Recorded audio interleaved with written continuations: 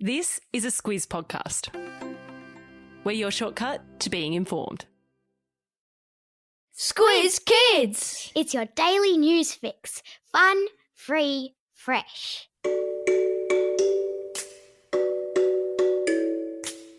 Good morning and welcome to Squiz Kids Today, your fresh take on what's happening in the world around you. I'm Bryce Corbett. It's Tuesday, November 30. In Squiz Kids Today, tackling the trolls online, Canada's maple syrup shortage, spacesuit designers step up, and Mr. Beast meets Squid Game in YouTube record. That's what's making news, kid style.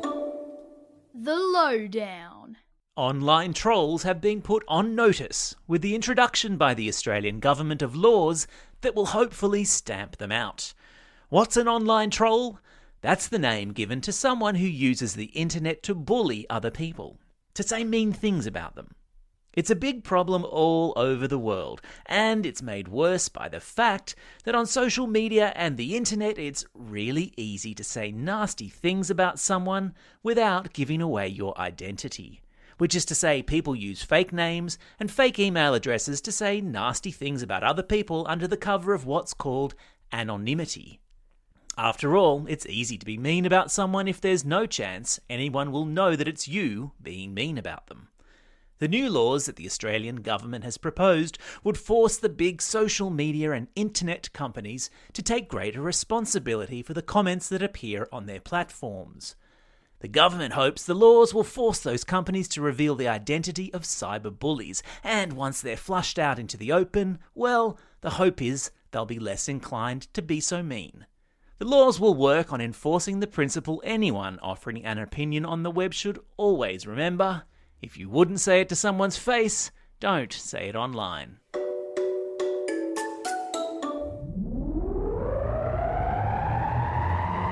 Spin the globe. Each day we give the world globe a spin and find a news story from wherever it stops. And today we've landed in Canada, where there's a maple syrup shortage. Ah! What are we going to put on our pancakes now? The government of Quebec, a province of Canada which produces 3/4 of the world's maple syrup, has dipped into its emergency reserves of the sweet, sticky stuff to make sure the world doesn't run dry. Maple syrup comes straight out of maple trees, which are native to Canada. Apparently, the global pandemic, with all of us eating at home, and comfort eating at that, has seen sales skyrocket this past year. And combined with a lower than usual maple syrup season this year, stocks around the world have been running low. But luckily, there's a big warehouse in Quebec, the size of 5 football fields, where 94,000 barrels of maple syrup are kept year-round as backup. I've stuck a link in today's episode notes to photos of the warehouse and its barrels of syrupy goodness. Now that's a warehouse I'd happily get locked inside, with a can opener and a straw preferably.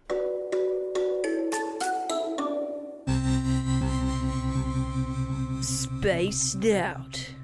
Calling all spacesuit designers. NASA needs you.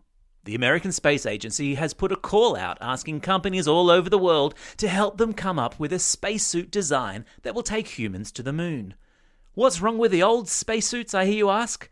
They have built-in drink bags and adult nappies. I mean, what's not to love? Well, the old suits are designed for use on the International Space Station, and they just won't do for astronauts going to the moon or even as far as Mars. For starters, the existing suit weighs 150 kilograms, which is fine when you're floating around in space, but too heavy and clunky for astronauts exploring the surfaces of moons, asteroids, and planets. NASA also wants the new suits to have an improved communication system, be a better fit for astronauts of all sizes, and have more flexible joints. The drink bags and nappies are probably still a pretty good idea though. No one wants to cut a spacewalk short because they're thirsty or need the loo. What would you include in a design for the perfect spacesuit? Maybe draw one up as a fun classroom activity today. And teachers, if you're a Squiz Kids for School member, today's classroom activities will explore text structure and spelling, tied to this news item. Not a Squiz Kid for School member yet? Make the most of the free trial by signing up at squizkids.com.au. Pop Culture Corner. What do you get when you mash up the world's #1 TV show with one of the world's most popular YouTubers? Only one of the most viral videos on the internet just now. That's what.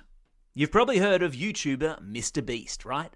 And you've probably heard people talking about the TV show Squid Game. It's definitely not for your age group, but you'll have heard about it just the same. A video released last week of Mr. Beast recreating scenes from Squid Game, but a G-rated version thereof, has clocked up 100 million views and counting, all of which goes to prove a squid mixed with a beast makes for a formidable force. Hi, Squiz Kids, Amanda here. If you're listening in a Squiz Kids for Schools classroom, we've got a shortcut for you this week that explores the world's toughest animals and how they got that way. We will learn about cockroaches. Blech. But wow, are they strong? As well as many other creatures that have adapted to be almost indestructible. Teachers, jump onto your dashboard to play this shortcut, explore the back catalogue, and access the teaching materials. If you're not a member, get over to squizkids.com.au and sign up for a free trial. And now, back to Bryce. Time for the quiz. This is the part of the podcast where you get to test how well you've been listening. Question number 1. What's the name of the YouTuber whose Squid Game video has gone viral? That's right, it's Mr. Beast. Question number 2. What does NASA need people to help them design? Yeah, that's right, they're spacesuits. Question number 3. Which country does 3/4 of the world's maple syrup come from?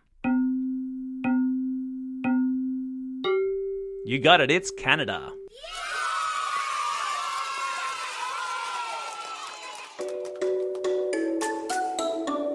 Shout outs. It's November 30. The Matildas take on Team USA in their second friendly match tonight. Plus, on this day 39 years ago, a singer called Michael Jackson released an album called Thriller, and the world went a little bit mad for it. I've stuck a link in today's episode notes to video of the song, whose film clip was a huge deal back in the day. It's also a special day for these Squiz Kids celebrating a birthday today. Sevi from Melbourne, Chloe from Walker, Dakota from Ivanhoe, and Sky from Geraldton. And classroom shout-outs today go to Class 3E and Miss Ecob at Panania Public School, to Mr. Davis and Class 6D at Epping West Public School, and to Class 2B and Miss Boosfield at St John the Apostle Primary School in Narrowena. Classroom shout-outs also to 5-6KR at St Joseph's Catholic Primary School in Mernda, to Class 3B at Southport State School on the Gold Coast, and to Grades 2, 3 and 4 at Millfield Public School. And finally, to Class 7.1 and 4.4, both at Tilopia Park School in Canberra. Don't forget, if you've got a birthday coming up and you want a shout-out, or if you're after a classroom shout-out, drop us a line at squizkids@thesquiz.com.au.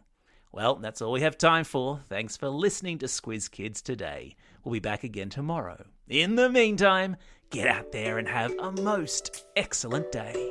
Over and out.